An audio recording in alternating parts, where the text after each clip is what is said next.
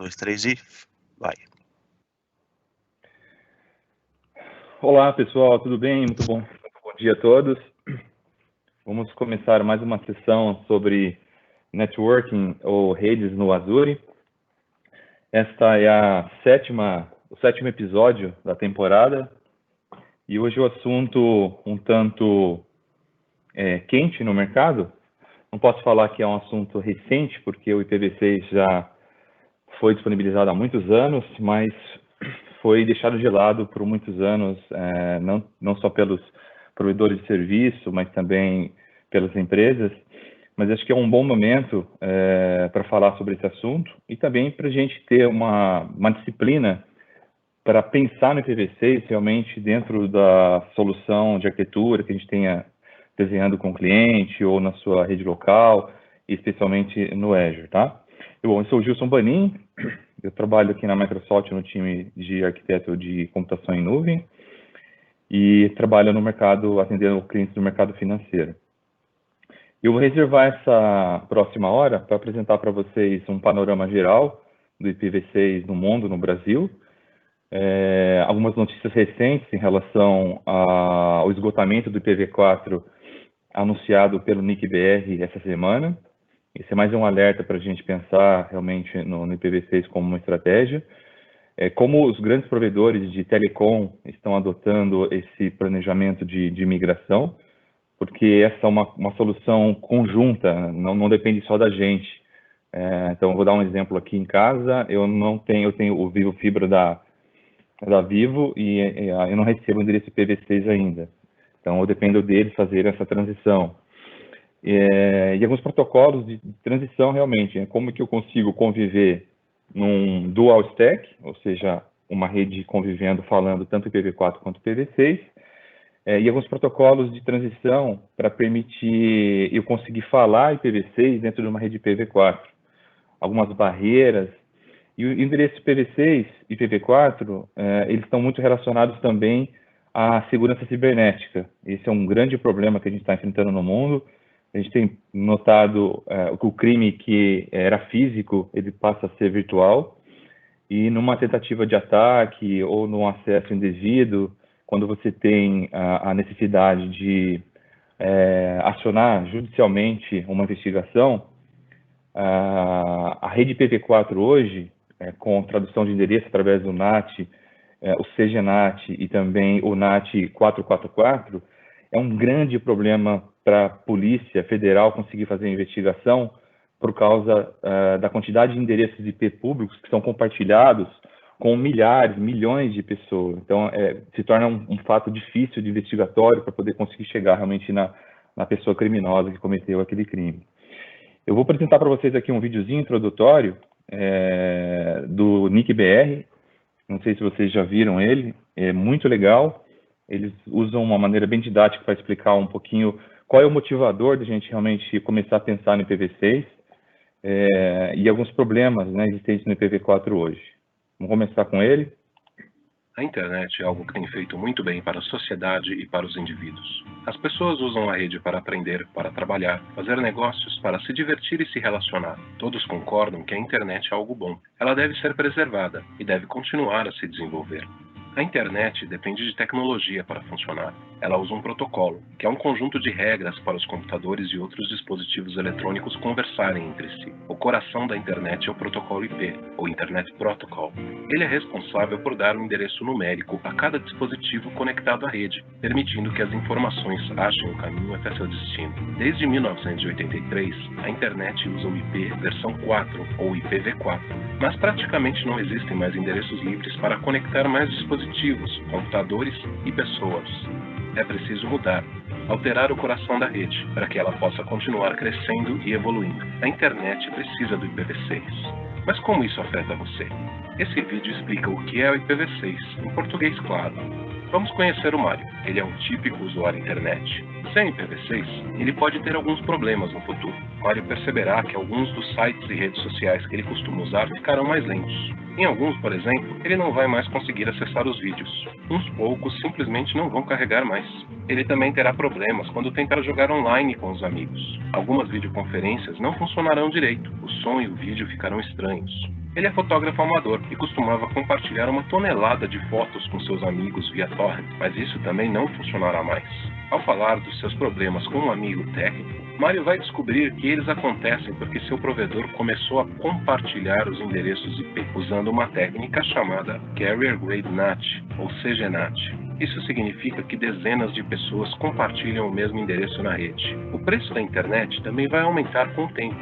Ela não vai crescer mais tão rápido e será mais difícil desvendar fraudes e outros crimes. Mário e muitos outros usuários da internet não ficarão nada satisfeitos com esse cenário. Outra pessoa que quero que você conheça é a Joana. Ela também é usuária da internet, mas terá uma experiência bem mais interessante com a rede do que o Mário nos próximos anos. Vamos imaginá-la num cenário em que a implantação do IPv6 será um sucesso. Ao se mudar para sua nova casa, Joana ficará encantada com as lâmpadas, que mudam de cor e podem ser controladas pelo seu celular ou tablet. As luzes acenderão suavemente pela manhã para acordá-la, e o ar-condicionado se ajustará sabendo que ela está chegando do trabalho no fim da tarde. Ela encontrará em seu futuro cada vez mais dispositivos conectados à rede. Usará roupas inteligentes para monitorar seu estado de saúde constantemente, e seu carro mandará uma mensagem quando precisar de revisão. As redes sociais, compartilhamento de arquivos, videoconferências e jogos funcionarão cada vez melhor e serão cada vez mais incríveis. Joana ficará satisfeita ao perceber que mais e mais gente está conectada à rede. A inclusão digital será uma realidade. Ela e muitos outros usuários talvez nunca tenham ouvido falar de IPv6, mas estarão muito satisfeitos com essa nova internet.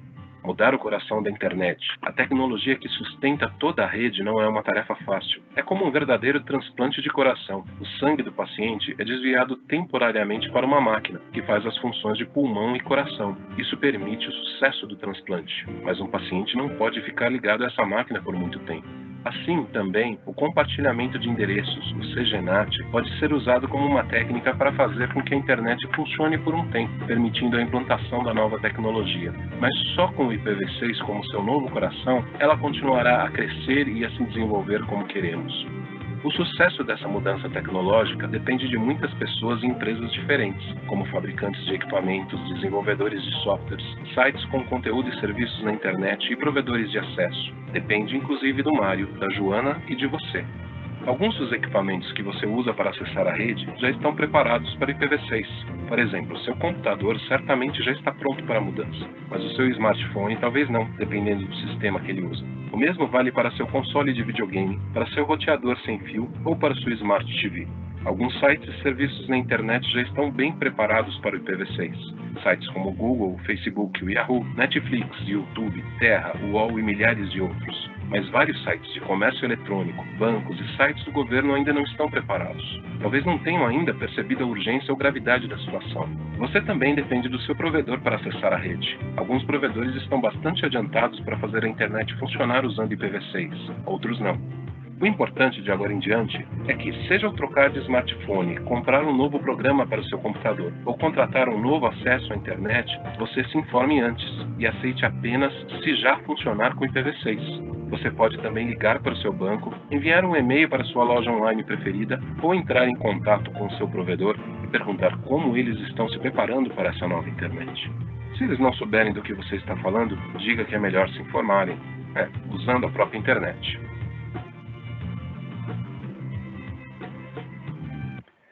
Muito bem, esse vídeo ilustra bem a preocupação e também a técnica de CGNAT que os grandes provedores de acesso à internet utilizam, mas como foi mostrado no vídeo, tem que ser uma técnica temporária porque tem efeitos colaterais envolvidos em relação a isso. No site do IPv6BR, se vocês acessarem ipv6.br, que é um site mantido pelo NIC-BR, que é o RIR aqui no Brasil, a empresa responsável, é uma empresa sem fins lucrativos que tem a responsabilidade de controlar os blocos de endereço IPv4 e IPv6 que vão ser fornecidos para os grandes provedores de telecom e para empresas privadas também que sejam sistemas autônomos, né, que eles tenham uma autoridade para ter um AS próprio. Essa apresentação que foi feita recentemente para o IPv6BR, que é um plano de status de migração de IPv4 para IPv6 da Telefônica. E aqui tem uns dados interessantes que mostram a dificuldade, né, realmente a complexidade que é fazer isso, porque envolve vários pontos de extremidade, não só as empresas de telecom precisam fornecer isso, mas as empresas de conteúdo que fornecem o acesso também responderem pelos dois endereços. Esse aqui são os sites mais acessados no Brasil, o Facebook, Google Brasil, Google Internacional, YouTube, Yahoo, Globo.com, Windows Live, Yahoo, Mercado Livre e Wikipedia.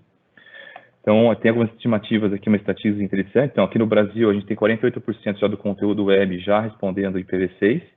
Nos Estados Unidos, esse número é ainda menor, 40%. Todo o tráfego nosso aqui no Brasil é internacional, basicamente já está acessando conteúdo fora do Brasil, em torno de 90%. Mas, na prática, apesar desse número aqui do conteúdo, ou seja, o Globo.com, Microsoft, Facebook já estarem prontos para receber usuários de IPv6, pouquíssimos usuários no Brasil são capazes de conseguir realmente acessar um conteúdo nativamente em IPv6. No topo da lista está a Suíça, com 9,4%, e o Brasil, somente 0,05% dos usuários conseguem acessar conteúdos em IPv6 hoje. Nos Estados Unidos, também é um número relativamente baixo, somente 5,5% dos americanos são capazes de acessar. Tudo isso por causa da nossa dependência das telcos para permitir esse acesso. Então, eu queria fazer um pedido para vocês rapidamente, se vocês acessarem esse endereço aí no navegador, acesse uma guia nova, deixa eu dar um zoom aqui, acesse o endereço www.teste-ipv6.com. Esse é um endereço disponibilizado para vocês testarem a conectividade de internet aí da sua casa, né? Vamos considerar que vocês estão trabalhando do apartamento, da casa, né? Pelo fato de todos trabalharem em home office hoje. E aqui ele vai mostrar para vocês qual é o endereço de IP público que vocês estão saindo para a internet, qual é o provedor, o IPv4, e aqui ele vai mostrar se o provedor, no meu caso aqui a Telefônica, está fornecendo o endereço IPv6 para mim ou não. Então, nesse caso, dá para perceber que eu não estou preparado, né? O meu roteador aqui não foi configurado para eu receber o endereço. Agora, tem um fato importante, que esse endereço aqui, 189.110.2.192, pelo fato de ser um endereço compartilhado, muito provavelmente, vários clientes da Vivo, além de mim, usam esse endereço IP. Esse é o que a gente chama de NAT tradicional, ou seja, um NAT doméstico. Tem um outro que é o CGNAT, que é o NAT para provedores, que foi mostrado no vídeo, que é um NAT em grande escala. Então, fazer uma tradução de endereço dupla, né? Você ter uma primeira tradução de endereço, então vou pegar, por exemplo, aqui a minha máquina, ela tem um endereço privado, ó, que o roteador está me fornecendo, que é o roteador da Vivo. Ó. Então, 192.168.15, que é uma rede de classe C privada. Então, o meu roteador já está fazendo o NAT para esse endereço público aqui. Porém, o provedor, ele ainda pode fazer um segundo NAT. Esse endereço 189.110.12 pode ainda não ser o meu endereço final. Então, imagine que eu vou acessar o site da Microsoft e lá no log do servidor web, ele não vai aparecer esse endereço aqui, porque esse endereço ele é só visto pela Telefônica. Imagina, o NAT já é um problema em relação a serviços de streaming, ou jogos, ou conexões peer-to-peer. Agora, imagine duplo NAT, né? O NAT do NAT. Realmente, as coisas, a tecnologia e também a qualidade não fica muito boa. A gente consegue ver aqui nas estatísticas também se o protocolo de transição, que é o Teredo e o 624, são habilitados. Essas foram técnicas desenvolvidas para permitir eu conseguir conectar em conteúdo IPv6 estando numa rede IPv4. Então, no meu caso, ele foi incapaz de detectar. Então, eu sou um usuário que estou fora das estatísticas lá, porque eu realmente, pelo fato de não ter um IPv6 nativo ou encapsulado utilizando esses dois protocolos, eu não consigo acessar conteúdo IPv6 na internet hoje por causa dessa limitação. Vamos dar uma olhada aqui então agora, vou pegar aqui as minhas notas para a gente fazer uma breve apresentação do IPv6. Então eu mostrei esse primeiro vídeo introdutório, Vou mostrar um outro vídeo também, antes de começar a explicar um pouco mais em detalhes, depois apresentar na prática como a gente aterriza o IPv6 dentro do Azure. Vamos mostrar um vídeo para vocês sobre os efeitos e os problemas e as implicações do uso de CGNAT nos provedores.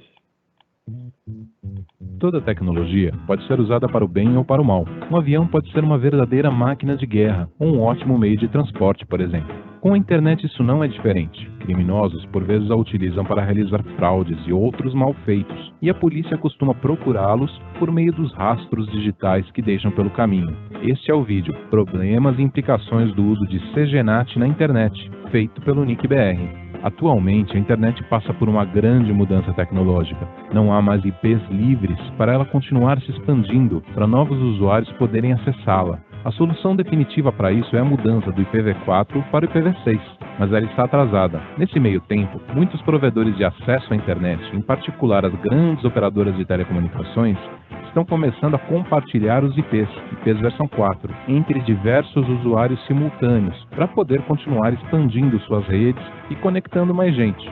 Essa solução, conhecida como CGNAT ou Carrier Grade NAT, é apenas provisória, mas pode gerar problemas. O CGNAT é como um remédio tarja preta, doce e viciante. Pode ser necessário, mas deve ser usado com cuidado e supervisão de especialistas. Com o CGNAT, serviços como troca de arquivos peer-to-peer, chamadas de voz ou vídeos sobre IP e diversos jogos online podem não funcionar. Eles precisam que os dispositivos dos usuários conversem diretamente uns com os outros na internet, mas o compartilhamento de IPs pode quebrar a conectividade fim a fim. Outro problema possível é a limitação do número de conexões simultâneas que cada usuário poderá estabelecer, o que pode atrapalhar o funcionamento de muitos tipos de aplicações diferentes. Em particular, o CGNAT também muda a forma como alguns rastros digitais são deixados na rede. Imagine uma situação em que um usuário mal intencionado usa sua conexão à internet para praticar uma fraude. Sem CGNAT na rede, ele recebe de seu provedor um IP público, que funciona em toda a internet e que é para seu uso exclusivo enquanto estiver conectado. Vamos supor que a fraude seja em um banco. Quando ela é descoberta, normalmente é feita uma perícia nos servidores, procurando nos registros de acesso, nos logs, o instante exato do acesso e o IP usado pelo criminoso. Com essas informações, uma ordem judicial é emitida e o provedor de acesso é capaz de identificar se tinha atribuído aquele IP naquele horário específico a algum equipamento. Usando essa e outras informações, a polícia pode chegar ao criminoso.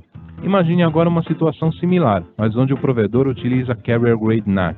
Esse mesmo provedor tem um usuário regular, bem intencionado, mas também um usuário mal intencionado. Com o compartilhamento, cada um deles recebe um IP diferente, mas esses IPs são privados de uma faixa especial só usada para CGNAT e só funcionam na rede do provedor. Quem está na internet de verdade vê um outro IP, que é o IP público que foi compartilhado. Este IP público é o mesmo para esses dois usuários e para vários outros.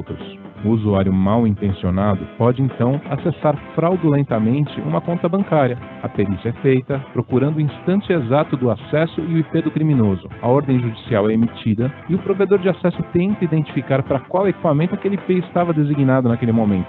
Mas não consegue, porque na verdade o IP estava sendo usado por dezenas ou até centenas de usuários simultaneamente. A polícia tem dificuldade para fazer algo com uma lista de dezenas de suspeitos e fica sem uma ferramenta importante para chegar ao criminoso. Há uma técnica recomendada para permitir que os rastros na rede sejam novamente suficientes para ajudar a identificar esses criminosos. Basta fazer o registro também da porta de origem dos acessos, tanto no provedor de acesso quanto no provedor de conteúdos ou serviços. Essa porta de origem nada mais é do que um parâmetro técnico usado nas conexões TCP/IP. Grosso modo, podemos dizer que os endereços IP permitem levar as informações dos pacotes de dados até o computador ou dispositivo correto. A porta, por sua vez, permite que a informação chegue até o aplicativo correto, dentro do dispositivo. Voltemos ao cenário do exemplo anterior, mas agora com o provedor e o banco registrando também a porta de origem. Ao realizar a perícia, é possível obter o instante de acesso, o IP e a porta de origem. A ordem judicial é emitida e o provedor de acesso, munido agora dessas três informações, é capaz novamente de identificar o equipamento relacionado com o acesso que gerou a fraude. Como na situação em que não há compartilhamento de IPs, a polícia, usando essa e outras informações, pode chegar ao criminoso. recomenda-se aos provedores de serviços de conteúdo na internet, ao registrarem as informações de acesso de seus usuários, que armazenem, além do IP e do instante de acesso, também a porta de origem. Note que muitas vezes pode haver dificuldades, porque os equipamentos usados podem não ser capazes de guardar essa informação extra, ou porque essa mudança pode exigir também a modificação dos sistemas que tratam a informação dos registros. No endereço http://ipv6.br/log-da-porta-de-origem, há um tutorial mostrando como ativar o registro das portas de origem na configuração dos principais servidores web do mercado. Caso tenha ficado alguma dúvida sobre o funcionamento do CGNAT, assista o vídeo Técnicas de Transição IPv6 Parte 2 e entenda melhor as principais características dessa solução. Por fim, é importante lembrar que para que esses registros sejam úteis, o relógio dos computadores não pode estar adiantado nem atrasado, e isso só é possível utilizando o NTP. Para mais informações, assista ao vídeo A Importância da Hora Certa na Internet e o NTP-BR, explicados pelo NIC-BR. Ambos os vídeos estão no canal NIC-BR Vídeos do YouTube. E lembre sempre que a implantação do IPv6 em toda a internet é a solução definitiva para essas questões. Muito bem. Esse vídeo ilustra bem a importância e os efeitos colaterais de ter um CGNAT. E fica a recomendação na configuração do Apache, do IS, qualquer outro servidor web, por padrão não vem habilitado isso, fazer o registro da porta de origem, porque todo o acesso que é feito do IP compartilhado, uma questão de investigação e mandato judicial, você precisa ter não só IP, como a porta de origem para distinguir quem é o usuário com boas intenções e os que estão com ações maliciosas, tá? Enquanto isso, acessem novamente o endereço www.test-pv6, vão colocando no chat ali, só dá um feedback para a gente, falando se a conexão suja está preparada para IPv6 ou não. Deixa eu mostrar aqui então agora, vamos falar um pouquinho sobre o IPv6. Acho que para quem já conhece o IPv6 vai ser uma revisão, para quem não conhece vai ser uma boa oportunidade para conhecer as informações essenciais do IPv6, especialmente comparado com o IPv4 hoje, tá? Eu coloquei aqui algumas notas, vou passar por elas também. Então, vamos fazer uma comparação breve aqui, comparando, né, como funciona o IPv4, como funciona o IPv6. Bom, o IPv4 já é largamente utilizado, ele é um endereço de 32 bits, dividido por 4 octetos, e o IPv6 é um endereço de 128 bits. Então, realmente, ele tem uma extensão muito maior. Então, aqui dá aproximadamente 4,3 bilhões, né? E os 128 bits são números estratosféricos, né? São quase 4 trilhões. São números realmente muito grandes. Isso que permite os provedores entregar um endereço IP único para cada dispositivo hoje. Esse formato é um formato representação decimal no IPv4, né? Então vai de 0 a 9. E no endereço IPv6, essa representação ela é diferente, ela é representado na base hexadecimal. Então, o hexadecimal, ele é decimal até o número 9, e aí o 10 vira A, o 11 vira B, o 12 vira C, o 13 vira D, e assim, consequentemente, até a letra F. E aqui é um exemplo da representação de um endereço IPv6. Reparem que a divisão não é ponto, são 2 pontos. E tem também uma simplificação aqui, quando você tem zeros dentro de um bloco, você pode fazer a redução dele só fazendo uma comparação. Então, quando vocês identificarem 2 pontos juntos, significa que ali dentro, na verdade, são valores zeros, né? É uma forma enxuta para você conseguir reduzir o tamanho da notação do IPv6, porque esses números realmente são grandes, e às vezes para você digitar e configurar acabam sendo diferentes. Vocês vão perceber que no Azure isso aqui já é bem mais simples, são basicamente números menores, eles são já encurtados e é fácil inclusive de memorizar por cabeça, né? Não precisa ficar anotando ou ter que fazer um esforço muito maior. Comparando com o IPv4, vamos fazer uma comparação, né? Então a gente tem aqui os endereços IPv4 públicos da internet.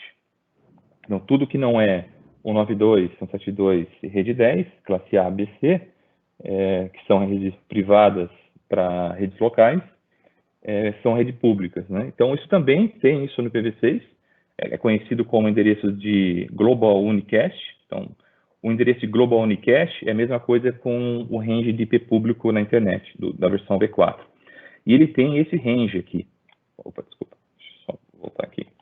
O endereço Global Unicast, ele tem esse range. Então, ele começa lá em 2000, 2.2.1/3, e vai até 3FFF2.2.1/3. Isso aqui representa aproximadamente 13% dos endereços IPv6 como um todo. Você pode fazer uma configuração do Global Unicast como configuração manual, você ir lá na placa de rede e fazer uma configuração. Pode utilizar uma configuração automática, que a gente chama de Stateless Address Configuration, ou você também pode ter um serviço de DHCP-V6 rodando na rede. Então, se você tem lá um serviço do DHCP do Windows ou do Linux, você pode criar um escopo e associar nativamente. Lá no Azure é diferente, né? Você sabe que lá no Azure você não pode instalar a função de DHCP numa máquina virtual, porque o broadcast é desabilitado na rede virtual do Azure. Os endereços IP são alocados dinamicamente, então os endereços a gente precisa configurar na Virtual Network. Então, eu vou mostrar para vocês na prática como se configura. Evoluindo aqui, então, o IPv4 público, no IPv6 a gente chama de Global Unicast.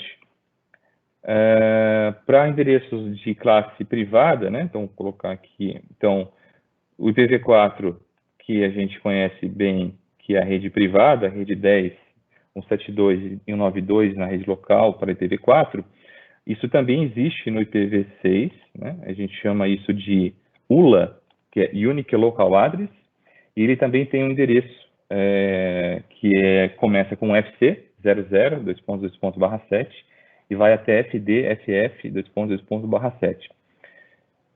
Aquela classe de ABC, que foi designada no IPv4, não se aplica, né? A gente não usa essa nomenclatura de classes no endereço IPv6.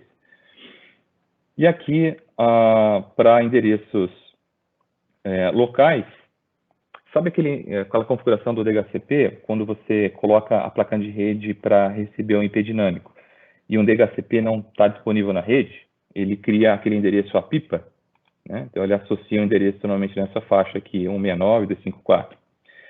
Fazendo uma comparação para o IPv6, toda a placa de rede, quando você habilita o IPv6, você vai ter um endereço que a gente chama de LLA, ou Link Local Address. O Link Local Address, ele é criado dinamicamente, baseado no endereço MAC da sua placa de rede.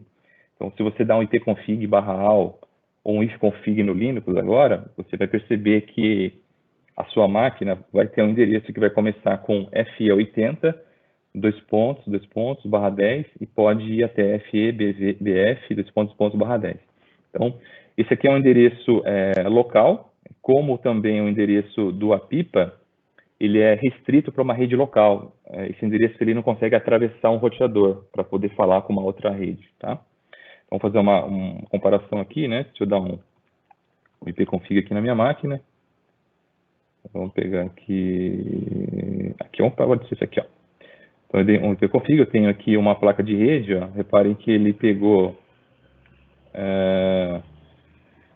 o endereço FE80 e fez o autocomplete dele, e tem um endereço também. Então, para cada placa de rede, você vai ter esse endereço. Repare, ó, eu tenho aqui uma rede virtual do VMware Workstation rodando no meu notebook. Eu tenho aqui também uma conexão Wi-Fi e também esses endereços aqui. Então, para cada um deles, a gente vai ter esse endereço local. E aí a gente tem outras particularidades, são as configurações mais avançadas, relacionado a endereços de Anycast e Multicast, né?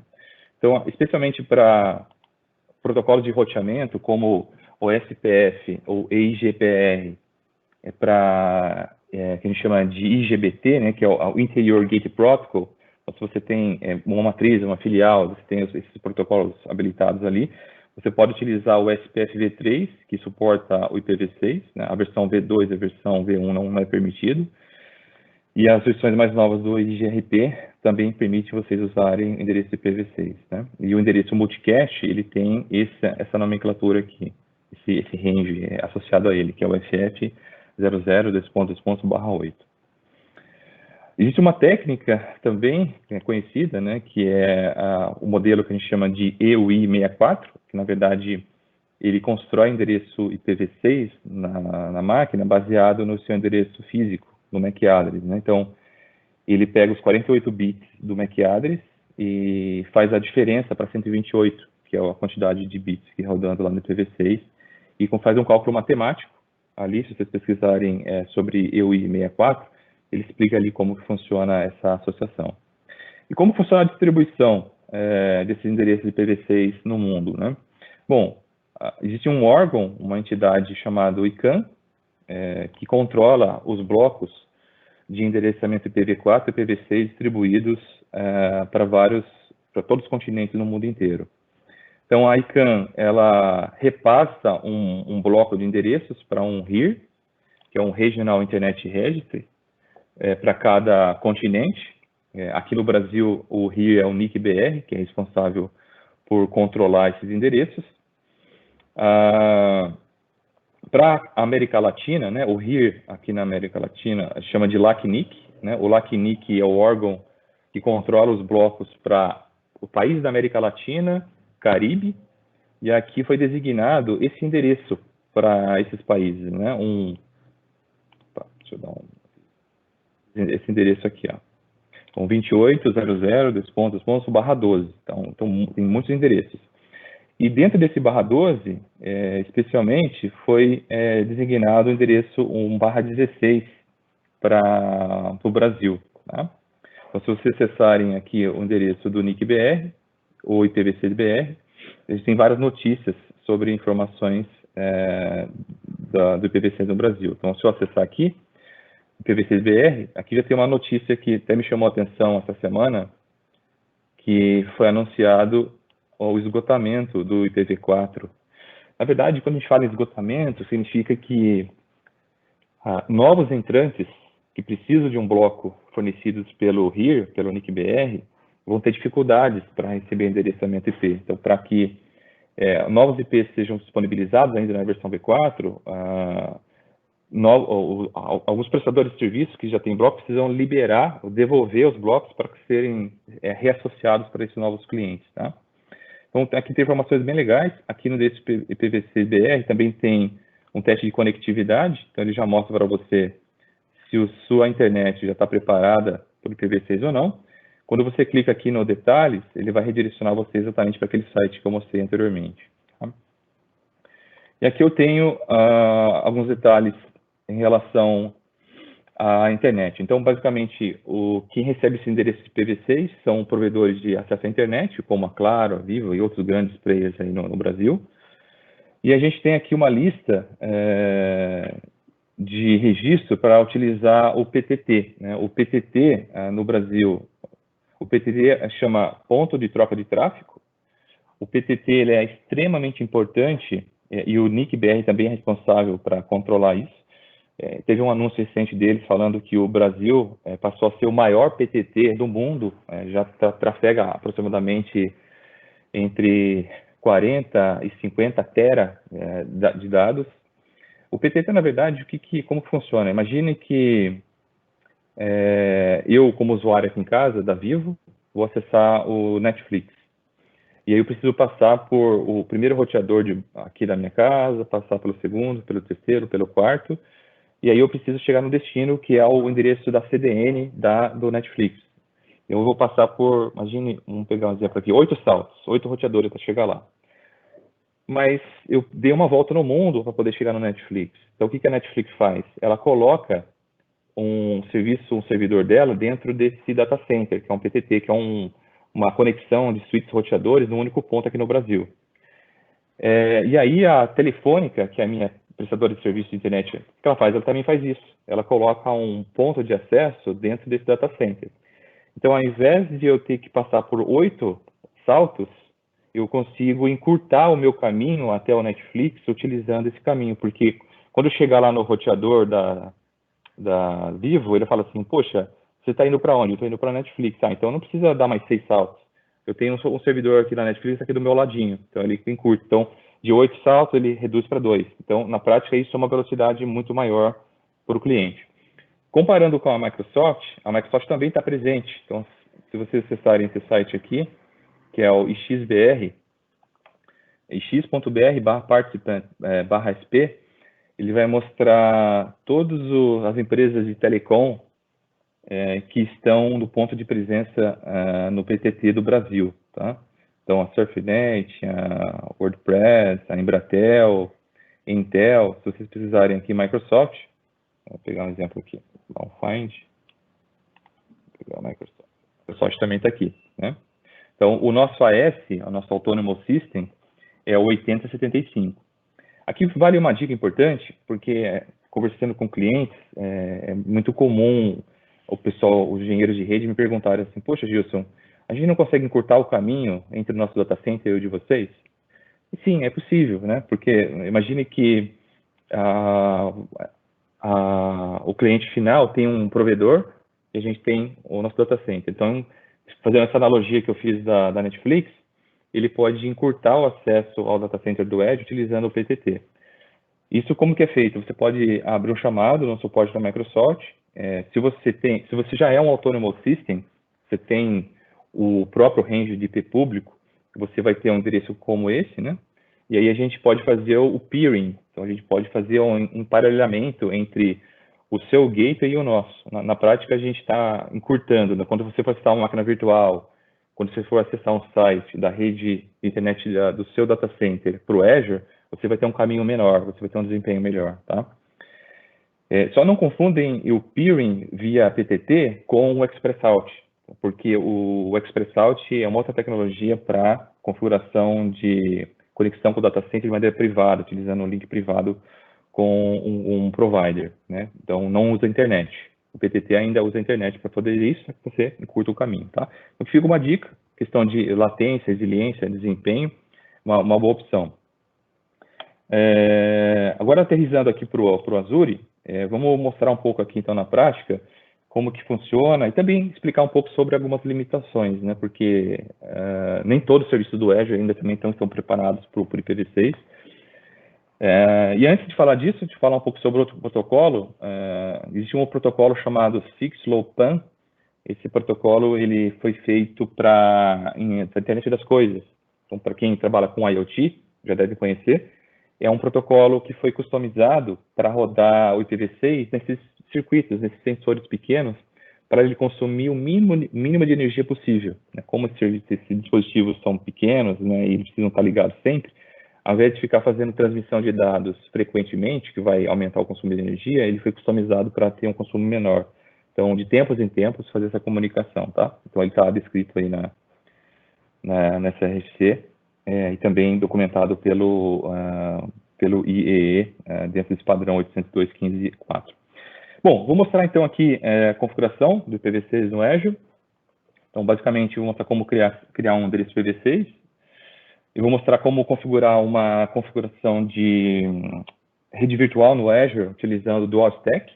É importante, quando você for criar uma rede virtual no Azure, você não consegue tê-la somente IPv6 nativo. Você precisa do IPv4 também, obrigatoriamente. Então, você vai alocar endereços IPs, tanto IPv4 quanto IPv6, de maneira privada nas máquinas virtuais, ali na Network Interface, quando você também vai ter IPv6 públicos no Azure, tá?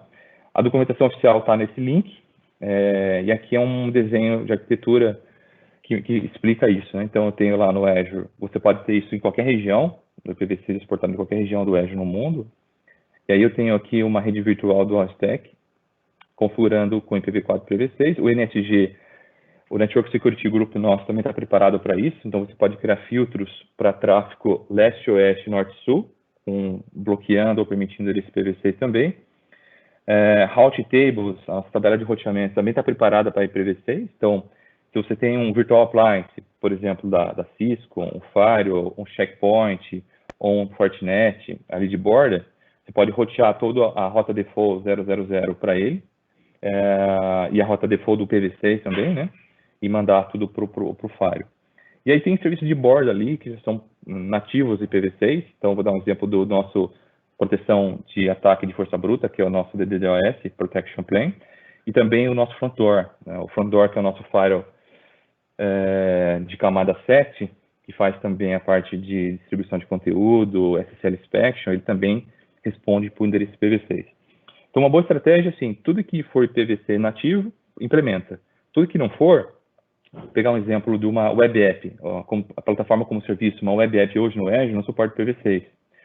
E tem algumas normas que exigem o uso de IPv6. Então, ao invés de você publicá-lo diretamente para a internet, utilizando um endpoint que suporta só IPv4, você pode publicá-lo através do front door. Então, o front door passa a ser o primeiro escudo, a primeira borda ali de acesso da internet para dentro. E aí você consegue ter o serviço respondendo por esse endereço também, tá bom? Bom, aqui no portal do Azure, então, vou mostrar aqui, vamos pesquisar aqui Virtual Network. Vamos fazer uma simulação de criação de uma VM. Eu já deixei pronto o ambiente, né, porque para a gente ter mais, para otimizar o tempo, mas eu vou fazer uma simulação de uma criação e vou mostrar o script que eu utilizei. Eu utilizei infraestrutura como código, então eu utilizei um script do PowerShell, escrevi o código ali, mandei provisionar para ser mais ágil, né? Mas aqui é uma configuração mais simples, né, e mais convencional do Azure, então basicamente você pode alocar a rede virtual, vou colocar aqui num resource group chamado IPv6, vou colocar um nome aqui chamado VNet IPv6. Aqui a região pode ser qualquer uma. Aqui no endereço IPv4, que está o detalhe, né? Então, por padrão, você obrigatoriamente precisa ter o endereço IPv4 aqui, mas tem uma flag aqui embaixo, ó, repare, que vai me permitir colocar o endereço IPv6. Então, eu vou colocar aqui endereços IPv6. Aqui só tome um pouco de cuidado. Esse endereço que é colocado aqui como exemplo, ele não é um endereço, ele não é o local address, aquele range que começa com FC, tá? Isso é uma coisa que a gente já está reportando aqui para a gente corrigir, porque isso aqui pode levar ao erro, tá? Porque normalmente a gente vai colocar endereços aqui desse segmento, né? Lembra? Aqui na minha anotação, ó. Vou fazer uma comparação com o nosso caso privado, ó, tá vendo? São esses endereços aqui que a gente utilizar ali na rede local, da rede virtual, esses endereços aqui, tá? Então, cuidado, porque se você dá um Ctrl+C, Ctrl+V nesse endereço, ou recomendar o que ele já coloca aqui, vai funcionar, porque ele é um endereço real, só que ele não é um endereço recomendado. E aqui eu tenho as minhas subnets, e aí a mesma coisa, reparem que aqui eu tenho a opção de colocar um nome para a minha subnet, e alocar o endereço IPv4 aqui, o endereço IPv6. Isso aqui é uma coisa importante, ó. Aqui na segregação da VNet para uma subnet, recomenda-se utilizar sempre o /64, sempre o /64, porque tem uma incompatibilidade com alguns dispositivos se você não utilizar esse segmento aqui. Então, normalmente a gente coloca o /64 para todos eles, tá? Eu já criei essa configuração, então eu vou mostrar para você a minha rede virtual aqui no Azure. Então, eu criei duas virtual networks, uma chamada Dual Stack A e outra chamada Dual Stack B. E o que eu fiz para mostrar também? Para mostrar que o IPv6, vocês também podem utilizá-lo com peering. Então, eu posso fazer o peering entre as duas redes e permitir conectividade de IPv6 entre máquinas virtuais que estão em VNets distintas. Isso é importante numa topologia de hub-spoke, onde você tem lá a hub com os serviços de rede principais e a spoke ali embaixo de maneira pareada. Então, se eu olhar aqui no address space, vocês vão perceber que eu tenho aqui os dois segmentos. Ó. Então, eu coloquei um /16 para IPv4 e coloquei um /48 para IPv6. Né? Então, o meu endereço ficou FC00, CAB, DECA, /48. E aqui, nas configurações da subnet, eu também vou pegar aqui essa DS subnet, eu também tenho ela quebrada. Ó. Então, repare que eu tenho aqui um /24 para IPv4 e eu tenho um /64 para endereço IPv6. Eu fiz a mesma coisa para essa VNet B, só que eu utilizei, de vez de ser um endereço FC, eu utilizei um endereço FD, reparem. Então, eu utilizei 48 aqui, e aqui eu também utilizei um endereço 64. Ó. Reparem que tem um endereço aqui. Legal. E aí, uma vez que eu crio a máquina virtual, então vou pegar uma máquina virtual aqui, e provisionada, então essas duas máquinas rodam o IS, o Internet Information Service. Eu coloquei uma página default lá normal.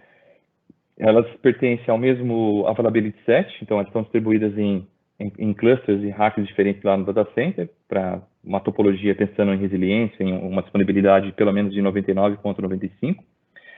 E aí, quando eu clicar na VM, a gente vai perceber que a gente vai ter agora os endereços aqui, ó. Ele vai pegar, alocar os endereços, tanto... eu coloquei aqui um IP público, eu coloquei também um IP público, tanto IPv4 quanto IPv6, né? Reparem que ele começa com 26, tá? Está dentro daquele range realmente alocado pelo LACNIC aqui no Brasil. Ele pegou o IP privado IPv4 e pegou o IP privado também aqui, tá vendo? Ó, dentro daquele range da rede. E a outra máquina, a mesma coisa, né? Só que a única coisa que vai mudar é que aqui vai ser 5 na outra máquina e aqui vai ser 5 na outra máquina também. E aí eu coloquei um servidor Linux numa outra rede, na rede Dual Stack B. Então, o Linux aqui é um Ubuntu, e ele tem aqui, tá vendo? Já é um FD, ó. Ele tem o endereço 10.1.5, e eu coloquei então um IP público nele, só para fazer um teste de SSH. Muito bem. Então, vou fazer um teste rápido aqui, vou conectar aqui na console dessa máquina. Vou mostrar aqui um scriptzinho que eu mostrei aqui. Deixa eu só pegar aqui. Vou conectar aqui nessa máquina. Conectar na console dela. Esse aqui é o Linux, né? Deixa eu conectar aqui na máquina Windows. Aí tem os scriptzinhos ali que eu criei para mostrar para vocês a parte de conectividade.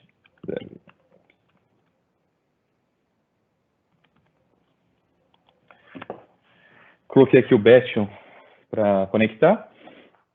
Antes de mostrar o script, vou mostrar um site, uma foto bem engraçada aqui que mostra o efeito do CGNAT.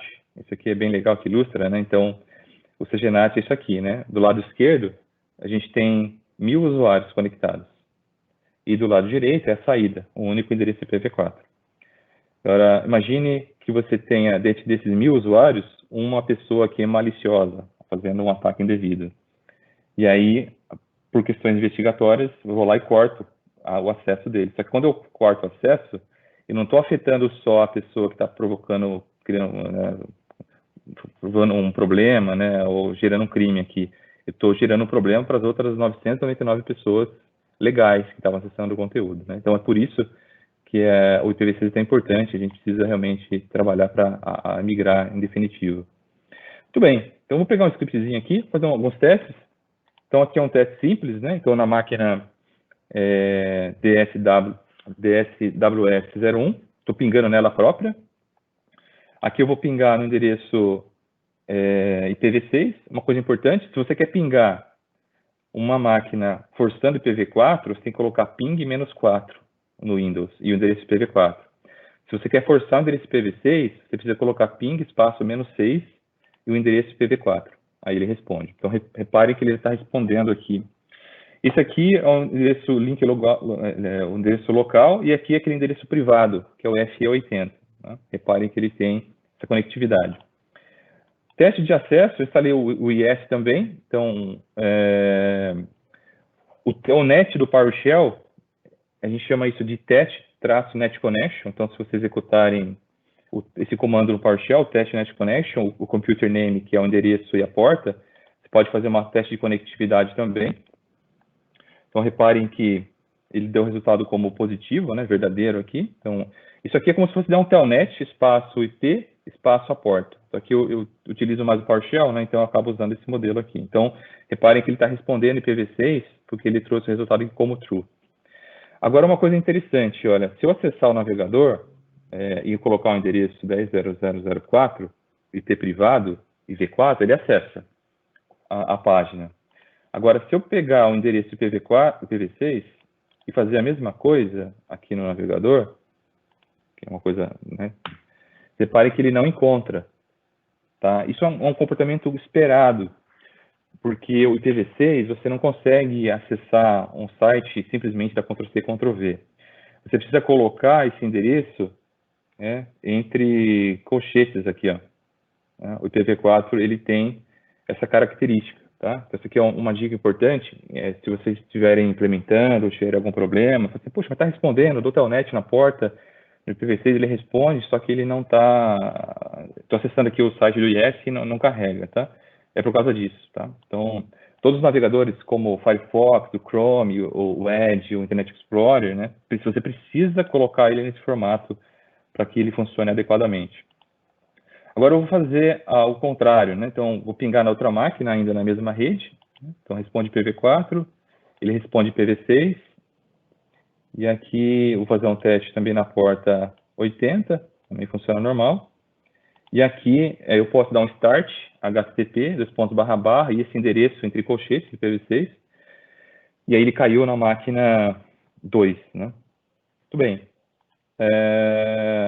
Evoluindo aqui para a solução, eu coloquei também um balanceador de carga, não um load balance. O load balance ele é o nosso balanceador na camada 4 e ele também pode responder por endereço IPv6. Então eu tenho aqui no meu front-end, eu tenho dois endereços. Eu tenho o endereço IPv4 e também tenho o endereço IPv6. Aqui é importante porque é nesse endereço que você precisa criar o registro lá no DNS. O registro AAAA apontando para esse endereço 260603 e o registro tipo A apontando para esse endereço IPv4. Por que é importante? Porque quem vai definir se vai utilizar IPv4 ou IPv6 vai ser a conexão à internet do usuário. Se eu estou numa rede IPv4 e tento encontrar um endereço IPv6, eu não vou encontrar, ele dá um reachable, né? Eu até testei isso daqui, realmente ele não, mesmo existindo o registro lá no DNS, a máquina é incapaz de conseguir resolver o nome. E aqui eu tenho dois back-end pools. Eu tenho os back-end pools que respondem nas placas de rede, tanto no IPv4, aqui, quanto também respondendo no endereço IPv6. E aqui eu tenho a minha probe para verificar a saúde do serviço. Então, eu estou fazendo uma probe, um GET na porta 80 mesmo, lá do servidor IS, para saber se está disponível esse serviço ou não, tá? Então, eu tenho aqui o IP público, eu já resolvi o nome, né? Então, se vocês acessarem aí, dá um ping no www.instrutor.tech, esse aqui é um domínio de teste que eu uso, ele já está resolvendo o endereço IPv4, né? Ele não respondeu o endereço IPv6 exatamente porque a minha máquina ela não tem acesso ao IPv6, tá? Então, essa é uma coisa... Qual que é o impacto disso?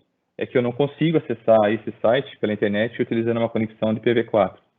Diferente daqui, né? Então, vou pegar aqui o endereço IPv6 público que eu criei, que é esse endereço aqui.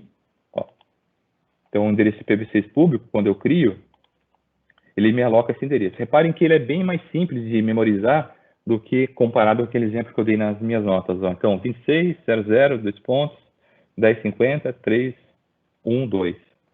Se eu olhar nas configurações de DNS, eu criei dois registros lá, tanto para IPv4 quanto para IPv6. Vamos fazer um teste dentro da máquina virtual. Ó. Se eu acessar esse site, pelo endereço público agora, né? Vou pegar o endereço público aqui, ó. Primeiro vamos fazer um teste no VIP, né? Esse aqui é o endereço virtual do balanceador de carga, né? O 260350.321. Ó. Vou fazer um teste de conexão na porta 80 desse endereço. Ó. Ele me retornou.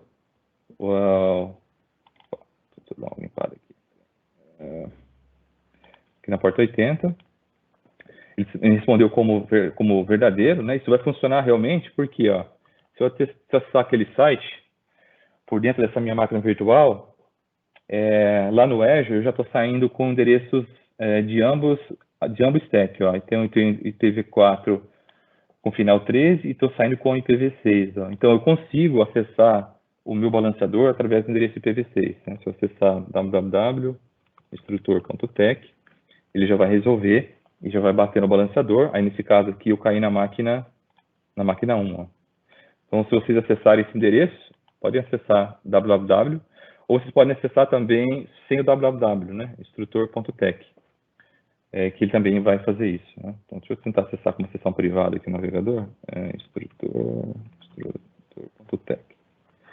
Aí eu na máquina 2, ó. Então, se você dá para ver que o balanceador está funcionando, né? Então, ele está jogando ali, fazendo uma espécie de round robin, uma hora cai na máquina 1, uma máquina cai na máquina 2.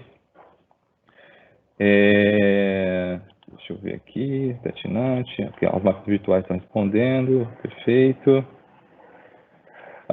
E aí que eu coloquei o exemplo também do front door, né? Então, vamos pegar um exemplo de uma página, de um site, que é uma web app, por exemplo. Vou pegar aqui uma web app. Eu criei uma web app simples, e essa web app, que já é como plataforma, se eu acessar essa URL, ó, ela responde, só que responde somente com o endereço IPv4. Né? Então, eu vou dar uma testada aqui, ó, um ping desse endereço aqui. Tá lá, o endereço IPv4. Como que eu faço para colocar IPv6 nessa solução? Né? Como eu não consigo fazer de maneira nativa, eu consigo publicar essa aplicação aqui através do nosso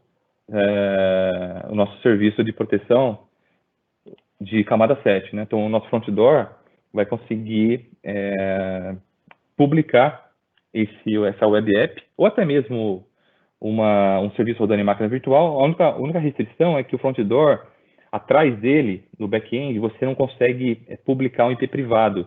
Você tem que expor um IP público. Então, normalmente, você tem atrás dele o Application Gateway, que é o nosso outro Layer 7, que se conecta à máquina virtual. Ou você poderia colocar um firewall também ali, com uma regra de NAT inversa, né? Publicando uma porta 80, por exemplo, IP público com IP privado. Seria uma opção. Aqui no front door, eu tenho, basicamente, é bem simples o front door. Basicamente, você cria aqui o nome para ele, né? Então, eu coloquei aqui um instrutor.azurefd.net. Eu criei os meus backend pools. Aqui eu posso colocar tanto IPv4 quanto IPv6. Quais são esses endereços aqui? São os endereços VIPs do Layer 4, do balanceador que eu mostrei ali. Tá vendo? Então, esse endereço IP público aqui é do Layer 4. E aqui é a minha regra de acesso. Então, como eu não tenho um certificado digital rodando no IS, eu vou usar somente a porta 80. Então, tudo que bater na porta 80 do meu front door, eu habilito e faço o quê? Eu faço um forward. Eu faço um encaminhamento do pacote para via HTTP.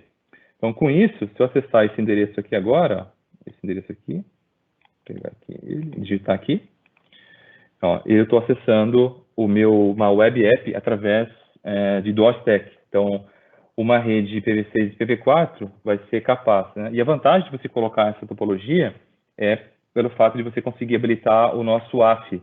Então, o WAF está aqui, o Web Application Firewall. O Web Application Firewall que vai permitir reter aqueles logs para você conseguir fazer uma investigação forense quando for necessário. Então, todo mundo que conectar no seu serviço, ele vai diagnosticar se é um ataque malicioso ou não. Ele também utiliza regras do OWSP, ele bloqueia aqueles 10 principais ataques, como SQL Injection, Cross-Site Scripting e outros, e armazena isso normalmente no Log Analytics, que é o nosso repositório, ou pode utilizar outras soluções também, como a Storage Account. E aí, para fechar, então, eu mostrei aqui o Web App, né? Então, a aplicação já está no ar. Aí, questão de segurança também, aí vale uma dica importante. Nesse caso, eu tenho 2 endpoints públicos.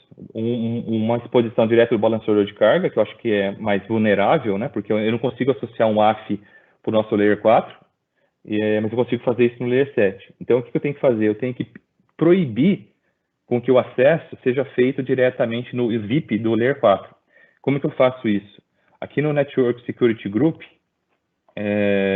quando a gente cria um NSG e associa ela à rede, a subnet na qual está o nosso balanceador de carga, existe uma configuração. Vou pegar um exemplo aqui na porta 80, por exemplo. Isso aqui é uma exposição muito grande, né? Porque eu estou abrindo a conexão para a internet inteira, a origem N, para a porta 80. Então, o que eu faço? Eu coloco aqui na origem a tag, eu mudo para service tag, e aqui eu coloco que a origem só vai poder conectar através do front door. Então, quando eu coloco essa condição, o que eu estou falando? Eu estou falando o seguinte, eu só vou permitir conexão pela internet, pelo front door, através do nosso camada 7. Por que isso é importante? Porque se esse VIP do balanceador de carga Layer 4 ele é vazado, um atacante, uma pessoa maliciosa pode fazer o bypass do front door e acessar diretamente o Layer 4 ali. E o Layer 4 não tem segurança nenhuma, né? Ele não tem essa inteligência, só vai fazer o balanceamento. Então, com isso, eu consigo fechar aqui a topologia. Então, eu mostrei para vocês o IPv6 rodando junto com o IPv4 na rede virtual, entre máquinas virtuais na mesma VNet, cross-VNet, através do peering. O balanceador de carga, ele pode ser a versão standard ou a versão basic, ambos suportam. O IP público ali, VIP do balanceador Layer 4, ele suporta dual stack também. E na frente dele, o nosso front door, para fazer a parte de proteção e também a parte de cache, SSL inspection, HTTP para HTTPS redirection. Ali eu coloco também o certificado digital através de um cofre. Então, esse é um exemplo de topologia que pode ser utilizada, tá? Mas, como eu mostrei, né? Então, a gente consegue ter autonomia na solução de dual stack no Azure. Como também existe isso, né? No Google, na Amazon, né, nos grandes players hoje de cloud já estão preparados para isso. Só que o link de internet da pessoa que for acessar o conteúdo precisa estar preparado para IPv6 também, né? Senão isso não vai funcionar. Bom, cheguei aqui às 11 horas em ponto. Eu quero fechar então a apresentação. Já me abri para algumas perguntas aí com a moderação, se tiver algumas perguntas que eu possa responder, para respeitar o horário de todos também, e a gente fechar aqui com 1 hora certinho, tá? Muito obrigado pela presença de vocês.